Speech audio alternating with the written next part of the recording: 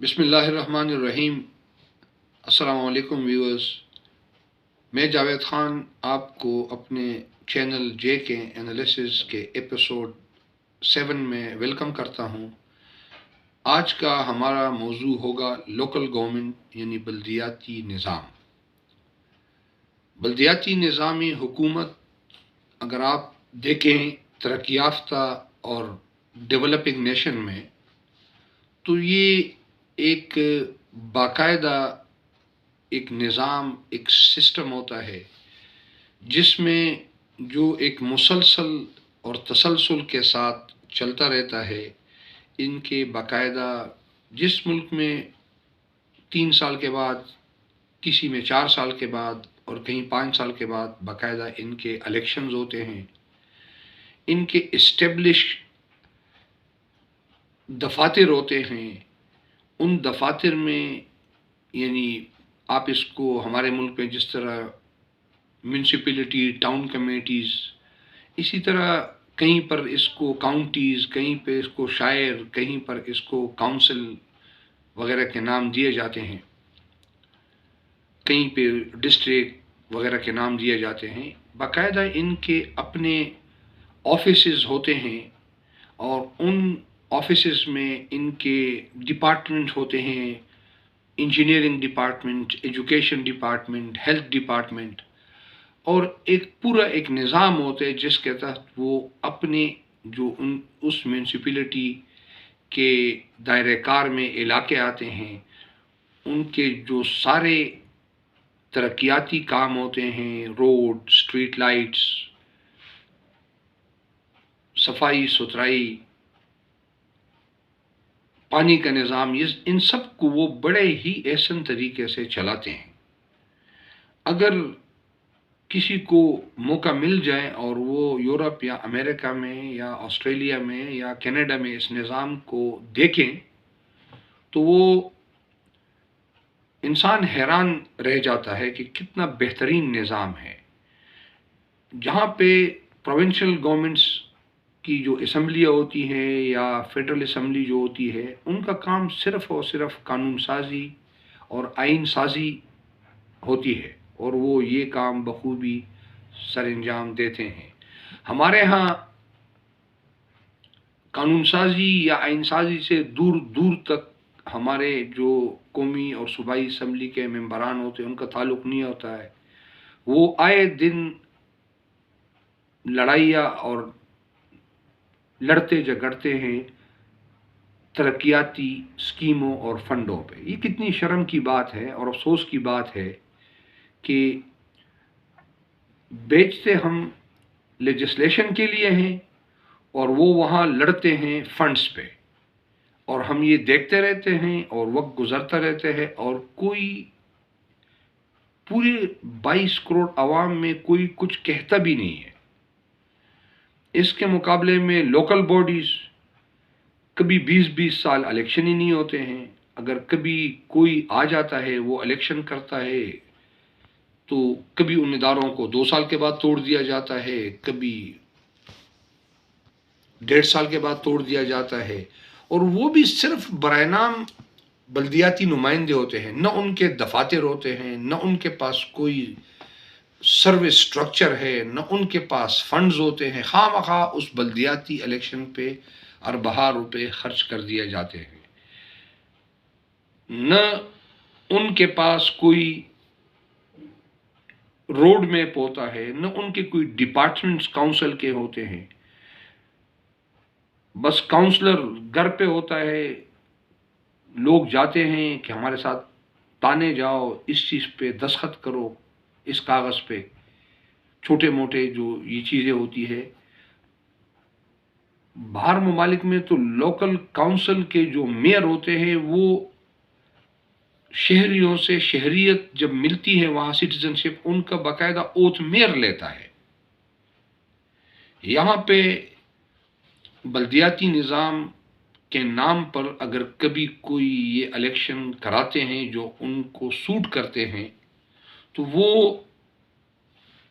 بھی ایک سمجھو نظام، بلدیاتی نظام کے نام کے اوپر ایک بہت بڑا مذاق ہے اگر اس کو موازنہ کیا جائے ترقی یافتہ ممالک کے بلدیاتی نظام سے۔ لہٰذا ہمیں اشد ضرورت ہے کہ ہم لوکل گورنمنٹ سیٹ اپ کی بنیاد رکھے اور باقاعدگی سے ان کا ایک ٹینیور رکھے، وہ 3 سال ہو 4 سال ہو، اور بالکل ریگولر بنیادوں پہ ان کے انتخابات کرایا کرے۔ لوکل ٹاؤن کمیٹی ہو، میونسپل کمیٹی ہو یا ڈسٹرکٹ کونسل ہو، ان کے جو چیئرمین ہوں گے یا جو بھی میئر وغیرہ ہوتے ہیں، ان کے پاس باقاعدہ اختیارات ہونے چاہیے اس علاقے کے اور عوام کے بارے میں، اور جو بھی کونسلر یا ڈپٹی میئر اس طرح کے لوگ ہوتے ہیں، ان کو یہ جو سارے چھوٹے موٹے ترقیاتی کام ہوتے ہیں، سیوریج کے، سڑکوں کے، بجلی کا نظام اور یہ گیس وغیرہ اس طرح کے لوکل، ایون کے مقامی اسکول اور ہیلتھ سسٹم جو ہاسپٹل ڈسپینسری ہے وہ ان کے انڈر میں ہونی چاہیے۔ ٹیکس کلیکشن ان کے پاس ہونا چاہیے تاکہ یہ اسی علاقے سے ٹیکس لے کے اسی علاقے پر خرچ کریں۔ اور اسمبلیوں میں ہم صرف، یعنی قومی اور صوبائی اسمبلیوں میں ہم صرف لیجسلیشن کریں عوام کی بہتری کے لیے، اور یہ ترقیاتی فنڈ وغیرہ جو ہم دیتے ہیں ان کو بالکل فوراً بند ہونا چاہیے، اور یہ فنڈ ان بلدیاتی نمائندوں کے ذریعے خرچ ہونے چاہیے۔ تو یہ اس پولیٹیکل ایڈمنسٹریٹو سسٹم میں ہمیں ایک بہت بڑی سرجری کی ضرورت ہے، اور جس طریقے سے ہم کھیل رہے ہیں، کوئی سپریم کورٹ میں چلا جاتا ہے، کوئی ہائی کورٹ میں چلے جاتے ہیں کہ بلدیاتی انتخابات کراؤ، کوئی کہہ رہے نہیں کراؤ، ادھر یہ جو پروونشل اور نیشنل اسمبلی کے ممبران ہوتے ہیں یہ آئے دن لڑائیاں کرتے ہیں، آپس میں لڑتے ہیں کہ اس سے ہمارے اختیارات میں کمی واقع ہوگی۔ تو آپ تصور کریں کہ یہ کتنی عجیب و غریب اور شرم کی بات ہے کہ یہ لوگ، اصل میں اختیارات کی بات نہیں ہوتی ہے، ان کو پتہ ہے کہ اگر یہ فنڈز نیچے چلے گئے بلدیاتی نمائندوں کے ہاتھوں میں تو پھر ہم یہاں کس لیے آتے ہیں؟ یہ وہاں آتے تو مال بنانے کے لیے ہیں۔ لہٰذا ان کی یہ مونوپلی ختم ہونی چاہیے، اور میرے خیال میں تو پہلے کی طرح کوئی ایسی کوالیفیکیشن یا ایسی شرائط ہونی چاہیے کہ ان شرائط پہ جو شخص اہل ہوگا، جس کے پاس اتنی تعلیم، یا ایسا کوئی ایگزام ہونا چاہیے جس طرح لوگ سی ایس ایس ٹائپ کے دیتے ہیں کہ جو یہ کوالیفائی کرے گا، لوگ یونیورسٹی میں داخلوں کے لیے بھی انٹری ٹیسٹ ہوتے ہیں۔ تو آخر یہ جو ہمارے ممبران ہیں، خواہ وہ نیشنل اسمبلی کے ہو، پروونشل کے ہو یا لوکل کونسل کے ہو، ان کی بھی کوئی کوالیفیکیشن ہونی چاہیے۔ ان کا کوالیفیکیشن صرف ایک ہے کہ ان کے پاس پیسہ ہونا چاہیے، اور پیسے کے بل بوتے پر یہ ادھر پہنچ جاتے ہیں۔ یہ سارے جو راستے آسان اور سہل بنائے ہوتے ہیں یہ ان لوگوں نے اپنے لیے بنائے ہوتے ہیں۔ باقی ایک عام بندہ جب کلرک بھرتی ہوتا ہے تو 3 قسم کے امتحان دیتے ہیں اور 6 جگہ پہ اس کا انٹرویو ہوتا ہے، اور اس کا کوئی بنیادی پے اسکیل 8 میں وہ بھرتی ہوگا، تنخواہ اس کی کوئی 20-22 ہزار روپے ہوگی، لیکن 6 مہینے اس کا ستیہ ناش ہو جاتا ہے ٹیسٹ اور انٹرویو دیتے ہوئے۔ اور یہ صاحبین کروڑوں روپے ان پہ قانونی خرچ ہوتے ہر مہینے، اور اربوں روپے یہ 2 نمبر طریقے سے ہمارے پبلک کا اڑا لیتے ہیں، اور ان کے لیے کوئی کوالیفیکیشن نہیں ہے۔ بس ایک فارم بھرو اور پیسوں کے بل بوتے پر عوام کو اکٹھا کرو اور اسمبلیوں میں پہنچ جاؤ اور گاڑی پہ ایم این اے کا بڑا مونوگرام لگاؤ اور جھنڈا لگاؤ اور روب دبدبے سے اور عیاشی سے اپنا وقت گزارو. یہ ان چیزوں پہ کوئی بولتا بھی نہیں ہے. انشاءاللہ میں اپنے اگلا میرا پروگرام بڑا دلچسپ ہوگا، اور ایپیسوڈ 8 میں آپ کو بتاؤں گا کہ یہ اصل میں یہ ملک میں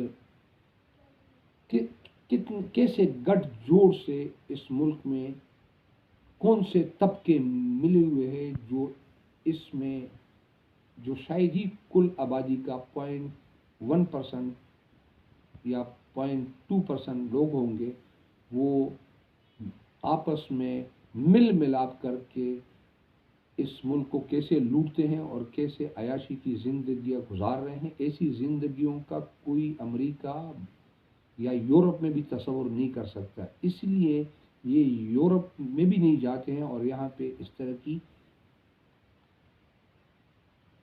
جنت نما ٹائپ کی زندگی گزار رہے ہیں، کیونکہ 22 کروڑ لوگوں کا یہ استحصال کر رہے ہیں. تو ان کی زندگی کیسے جنت جیسی نہیں ہوگی. لہٰذا انتظار کیجئے ایپیسوڈ 8 کے لیے، جس میں آپ کو بتاؤں کہ یہ طبقات کتنے ہیں اور یہ آپس میں کیسے ملے ہوئے ہیں، اور اس ملک میں ان لوگوں نے کیسا ایک نیٹ ورک بنایا ہوا ہے جس کے ذریعے یہ ایک دوسرے کو برداشت کر رہے ہیں اور بلکہ ایک دوسرے کے محافظ بنے ہوئے ہیں. اگلے پروگرام ایپیسوڈ 8 تک اجازت دیجیے. اپنا خیال رکھیے. اللہ حافظ.